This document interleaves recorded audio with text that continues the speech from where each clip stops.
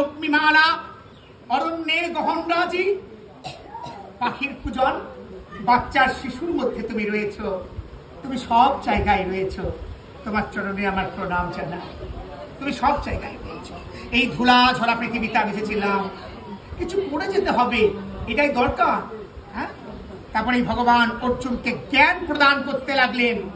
যখন এই গুরুদেব বললেন তাহলে গুরুদেবের কাজ কি, তাকে শিষ্যকে রক্ষা করা, সঙ্গে সঙ্গে ভগবান অর্জুনের কাছে গিয়ে বললেন, অর্জুন দেখো, আসৌ চৌনাং অনুসচয়ন্তং প্রজ্ঞাবাদান সভাসসে গতা সুনো গতা সুনস্য অনুসৌচন্তি পণ্ডিতাঃ।